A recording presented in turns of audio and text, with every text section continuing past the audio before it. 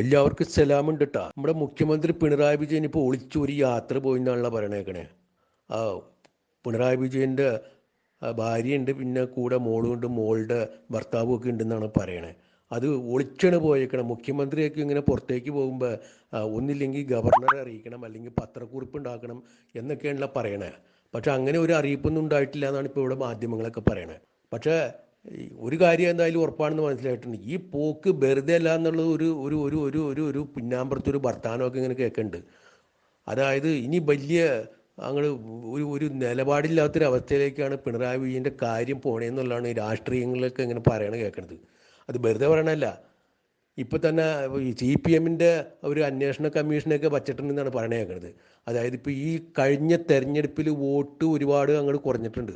ആ വോട്ട് കുറഞ്ഞതിൻ്റെ കാര്യം ചോദിച്ചു ചെല്ലുമ്പോഴാണ് ബൂത്ത് തലത്തിൽ വരെ എങ്ങനെ CPM-ൻ്റെ പ്രവർത്തകരൊക്കെ അവർക്കൊന്നും ഒരു താല്പര്യമില്ലാത്ത മട്ടിലായിരുന്നു കാര്യങ്ങൾ എന്നാണ് ഇപ്പോൾ പറയണ കേൾക്കണേ.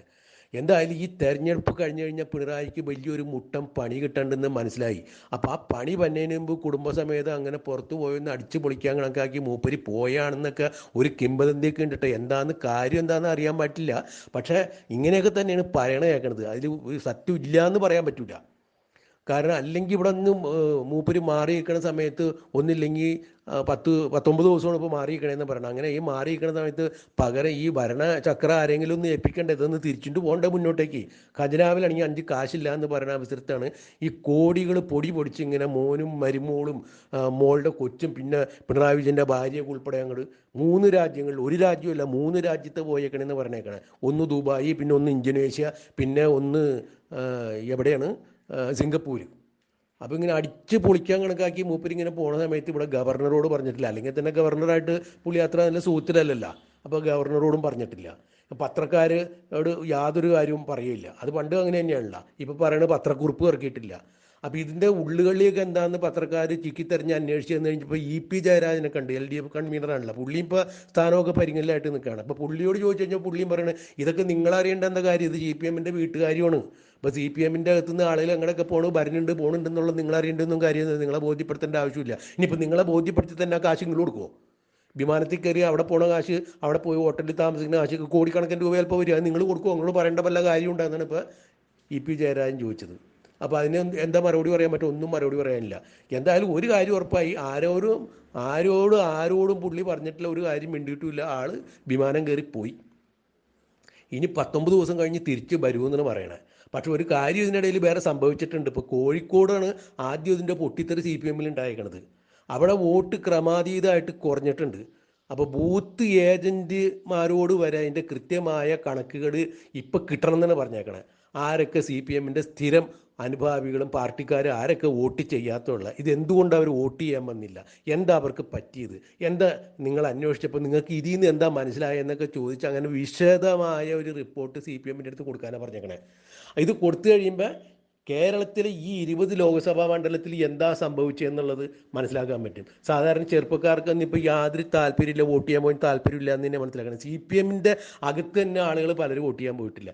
ഏതാണ്ട് 10% വോട്ടുകൾ വോട്ട് ചെയ്യപ്പെട്ടിട്ടില്ല എന്ന് പറയുമ്പോൾ CPM എന്ന് പറഞ്ഞ പാർട്ടി എവിടെ പോയി നിൽക്കണം എന്നുള്ളത് വേറെ ഒരു ഉദാഹരണം വേണ്ട മനസ്സിലാക്കാനായിട്ട്. ഈ കഴിഞ്ഞ 7-8 വർഷം മൂപ്പര് ഭരിച്ച് ഇവിടെ ഒരു പരുവത്തിലാക്കി വച്ചേക്കാണെന്ന് പറയണേ. ഇവിടെ ഒരു മനുഷ്യന് ജീവിക്കാൻ പറ്റാത്ത അവസ്ഥയിൽ ബലക്കയറ്റം കൊണ്ട് പൊറുതി മുട്ടണം. ഈ പിള്ളേർ ഇവിടെ പഠിക്കുന്ന പിള്ളങ്ങൾക്ക് ഇവിടെ പഠിക്കാനുള്ള സാഹചര്യമില്ല. ഇനിയിപ്പോൾ ഏതെങ്കിലും തരത്തിൽ പഠിച്ച് വന്നു കഴിഞ്ഞാൽ പിള്ളങ്ങൾക്ക് ജോലി കിട്ടാൻ ഒരു നിവൃത്തിയില്ല. അതുകൊണ്ട് പിള്ളങ്ങളൊക്കെ പുറത്തേക്ക് പോവുകയാണ്.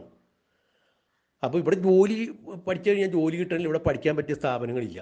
എന്നിട്ടും ഇവിടെ നമ്മുടെ മുഖ്യമന്ത്രി കൂട്ടരും ഒക്കെ പറഞ്ഞിട്ട് കിടക്കണം ഏറ്റവും വലിയ നിലവാരത്തിലുള്ള സ്കൂളും കോളേജും ഒക്കെ ഇവിടെ ഈ ഇന്ത്യയിൽ തന്നെ ഉള്ളതിൽ നമ്മുടെ കേരളത്തിലാണെന്ന് പറയണത്. പിന്നെ എന്തിനാ പിള്ളേരൊക്കെ പുറത്തേക്ക് പോകണേ എന്ന് ചോദിച്ചു കഴിഞ്ഞാൽ അതിന് മറുപടിയില്ല.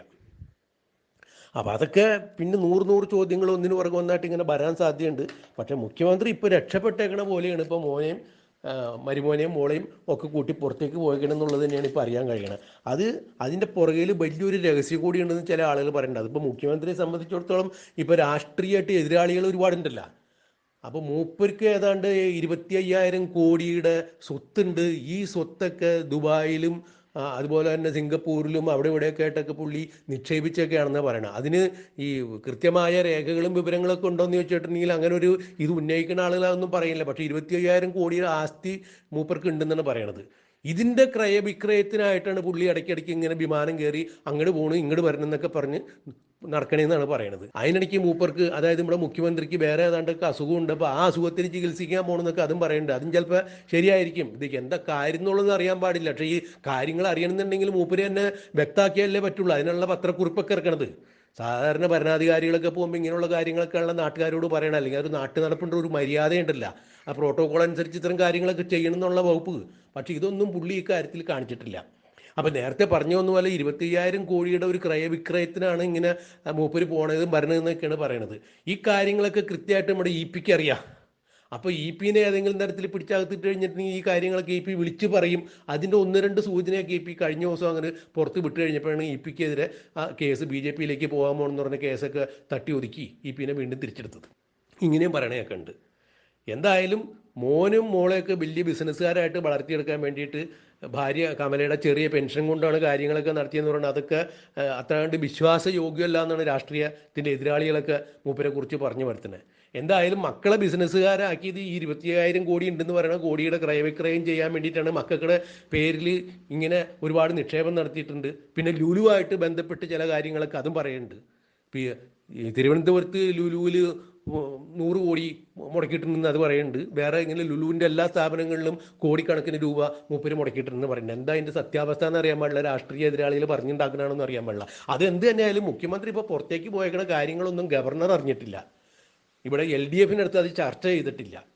LDF കൺവീനർ പറയുന്നിടത്തൊക്കെയാണ് പറഞ്ഞിട്ടാണ് പോയേക്കണേന്നൊക്കെ പറയുന്നുണ്ട്. പക്ഷെ അത് അത്ര കണ്ട് ശരിയല്ല. പക്ഷെ ഒരു കാര്യം ഏതാണ്ട് ഉറപ്പായി, ഇനിയിപ്പോൾ തെരഞ്ഞെടുപ്പ് കഴിഞ്ഞ് വോട്ടിംഗ് ശതമാനം CPM-ൽ കുറഞ്ഞ് അതെന്തുകൊണ്ട് ഉണ്ടായേക്കണമെന്നുള്ള കാര്യങ്ങളൊക്കെ അന്വേഷിച്ച് പിടിച്ച് വരുമ്പോൾ മൂപ്പരുടെ ഭരണത്തിൻ്റെ പ്രശ്നം കൊണ്ടാണെന്നുള്ളൊരു കാര്യങ്ങൾ അങ്ങനെ ഒരു തീരുമാനത്തിൽ എത്തിച്ചേരും. പാർട്ടിയിൽ വിള്ളലുണ്ടാവുമാണ്, പാർട്ടി പൊട്ടിത്തെറിക്കാനുള്ള സാധ്യതയുണ്ട്. ഈ കഴിഞ്ഞ തെരഞ്ഞെടുപ്പിൽ മൂപ്പരുടെ മോൾ, അതായത് വീണാ വിജയൻ ഉണ്ടാക്കിയ ചില പ്രശ്നങ്ങളും പുകലുകളും മാസപ്പടിയൊക്കെ ആയിട്ട് ബന്ധപ്പെട്ട് CPM-ൻ്റെ സ്ഥാനാർത്ഥികൾക്കൊക്കെ ഒരുപാട് പ്രശ്നങ്ങൾ ഉണ്ടാക്കിയിട്ടുണ്ട്. നാട്ടുകാരുടെ ഇടയിൽ നീർന്ന് നിന്ന് വോട്ട് ചോദിക്കാൻ പറ്റാത്ത അവസ്ഥയിലേക്ക് തല താഴ്ത്തി നിൽക്കേണ്ടി വന്ന് CPM-കാർക്ക് സ്ഥാനാർത്ഥികൾക്ക് എന്നൊക്കെ പറഞ്ഞു. അതും അങ്ങനെയൊക്കെ ഒരു പ്രശ്നം വേറെ നടക്കുന്നുണ്ട്. അപ്പോൾ എന്തായാലും CPM-ൻ്റെ അകത്തൊരു പൊട്ടിത്തെറി ഉണ്ടാകുമ്പോൾ അപ്പോൾ ഈ കാര്യങ്ങളൊക്കെ ഇവിടെ നടക്കണതിന് മുമ്പ് മൂപ്പര് മനസമാധാനമായിട്ട് പോയി അടിച്ച് പൊളിച്ചു വരാമെന്ന് കണക്കാക്കിയിട്ടാണ് പോയേക്കണം എന്നുള്ളതാണ് അറിയാൻ പാടില്ല. ഇനി പോയി വരുമ്പോഴാണ് ഇതിൻ്റെ ഈ ആഫ്റ്റർ എഫക്റ്റ് എന്നൊക്കെ പറയുന്ന പോലെ ആ കാര്യങ്ങൾ ഇപ്പോൾ ഇവിടെ ഉണ്ടാവും. അത്തരം കാര്യങ്ങളൊക്കെ ഇവിടെ തീരുമാനിച്ച് വച്ചേക്കാണ്. ആൾ വരുമ്പോൾ തന്നെ ഇതിൻ്റെ കൃത്യമായിട്ടുള്ള ഒരു തിട്ടൂരം അടിച്ച് CPM കയ്യിൽ കൊടുക്കും എന്നൊക്കെയാണ് അറിയാൻ സാധിക്കുന്നത്. എന്തായാലും ഇത് വട്ടൊത്തിക്കുമെന്ന് തോന്നണില്ല എന്നാണ് പറയുന്നത്. അതായത് മുഖ്യമന്ത്രിയുടെ ഈ ഭരണം വട്ടൊത്തിച്ച് പോകുമെന്ന് തോന്നണില്ല എന്നാണ് ഇപ്പോൾ രാഷ്ട്രീയ നിരീക്ഷകന്മാരൊക്കെ പറയുന്നത്. അതെന്ത് തന്നെ ആയാലും ഇപ്പോൾ 19 ദിവസം കഴിഞ്ഞ് ആൾ തിരിച്ചു വരുമെന്നാണ് പറയുന്നത്. തിരിച്ചു വരുമ്പോൾ ഇവിടെ മുഖ്യമന്ത്രി കസേരയിൽ ഇരിക്കാൻ പറ്റുന്നൊരവസ്ഥയിലേക്ക് കാര്യങ്ങൾ ഉണ്ടാവില്ല എന്നൊക്കെ സംശയമാണ്. എന്തായാലും CPM-ൻ്റെ അകത്ത് ഒരു പൊട്ടിത്തെറിക്കുള്ള സാഹചര്യങ്ങളൊക്കെ ഇവിടെ ഉരുത്തിരിഞ്ഞ് വരുന്നുണ്ട്. കാരണം ഈ ലോക്സഭാ തെരഞ്ഞെടുപ്പിൽ വോട്ട് കുറയാനും CPM-ന് ഏതെങ്കിലും തരത്തിലൊരു പരാജയം ഉണ്ടാവുകയാണെങ്കിൽ അത് മുഖ്യമന്ത്രിയുടെ ഭരണത്തിൻ്റെ കുഴപ്പം കൊണ്ടാണെന്ന്, മുഖ്യമന്ത്രിയുടെ മകളെ വീണ മാസപ്പടി മേടിച്ചതിൻ്റെ കാര്യം കൊണ്ടൊക്കെയാണെന്ന് ഇപ്പോൾ CPM-ൻ്റെ അകത്ത് നിന്ന് തന്നെ ഇങ്ങനെ ചില വിറുവിറുക്കലൊക്കെ ഉണ്ടായിട്ടുണ്ട്. അത് കൃത്യമായിട്ട് തന്നെ ഇപ്പോൾ കാര്യങ്ങൾ മറനീക്കി പുറത്തു വരും. അത് ചർച്ചയാവും. ഈ ചർച്ച തുടങ്ങിക്കഴിഞ്ഞിട്ടുണ്ടെങ്കിൽ ആകെ വേണ്ട ബഹളമാവും. ഈ ബഹളമൊക്കെ ആവണതിന് മുമ്പ് മൂപ്പര് അടിച്ചു പൊളിക്കാൻ വേണ്ടിയാണ് പോയേക്കണത്. കൂട്ടത്തിൽ ഇങ്ങനെയും പറയുന്നുണ്ട്, 25,000 കോടിയുടെ ബിസിനസ് സാമ്രാജ്യത്തിൽ ഇടയ്ക്കിടയ്ക്കൊക്കെ പോയി ഒന്ന് അന്വേഷിക്കേണ്ട ആവശ്യമുണ്ടല്ല. ഇതെവിടെയൊക്കെയാണ് നിക്ഷേപിച്ചേക്കണത്, എങ്ങനെയൊക്കെ നിക്ഷേപിച്ചേക്കണമെന്ന് മൂപ്പർക്ക് മക്കൾക്ക് മാത്രമേ അറിയാൻ പാടുള്ളൂ അത്രേ. അപ്പോൾ അവരെയൊക്കെ ഒന്ന് പോയി കണ്ട് കാര്യങ്ങളൊക്കെ മനസ്സിലാക്കി അതിൻ്റെ വരവ് ചെലവ് കണക്കൊക്കെ നോക്കാനാണ് പോണേന്നൊക്കെ പറയുന്നുണ്ട്. ഇതിന് കൃത്യമായിട്ടുള്ള വിവരങ്ങളൊന്നുമില്ല, അങ്ങനെ പുറത്ത് പറഞ്ഞു കേൾക്കണമാണ്. അതെന്തായാലും ഈ 19 ദിവസം കഴിഞ്ഞ് മൂപ്പര് തിരിച്ച് സ്ഥലത്തെത്തുമ്പോൾ CPM-ൻ്റെ അകത്ത് വലിയൊരു പൊട്ടിത്തെറി ഉണ്ടാവും എന്നാണ് പറഞ്ഞേക്കണം. എന്തായാലും നമുക്കത് കാത്തിരിക്കാം, കണ്ടറിയാം.